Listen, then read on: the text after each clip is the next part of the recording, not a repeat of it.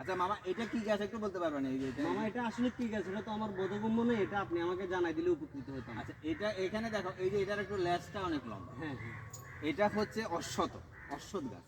অসৎ গাছ। হ্যাঁ, এটার উপকারিতা কি মামা? আচ্ছা, এটা বলতেছি, এটার মধ্যে আরেকটা প্রজাতি আছে, এটা লেজটা কিন্তু নাই, একেবারেই ছোট। ওইটাকে আমরা বলি জির গাছ। জির মূলত দুটি গাছই দেখতে একই রকম, কিন্তু এইটার লেজটা অনেক লম্বা, হনুমানের লেজের মতো। কিন্তু ওইটার লেজ একেবারেই নাই, সংক্ষিপ্ত। এটার মধ্যে তিনটা প্রজাতি আছে, একটা হচ্ছে অশ্বত, একটা জির, আর একটা হচ্ছে পাকুড়। এই অশ্বত গাছটা সাধারণত অন্য গাছের উপরে ভর করে এটা বেড়ে ওঠে। পাখি যখন তার বীজটা ত্যাগ করে তখন এই বীজটা পড়ে এটা থেকে নতুন গাছের সৃষ্টি হয়। এটা খুবই দামি গাছ। এটা প্রকৃতির ভারসাম্য রক্ষা করে, এটাকে রক্ষা করা আমাদের সবার উচিত। আর এটার উপকারিতা কিন্তু অনেক উপকারিতা। এটার বিশেষ করে যারা কোষ্ঠকাঠিন্য ভোগে, এটার পাতা ব্যবহার করা যায়।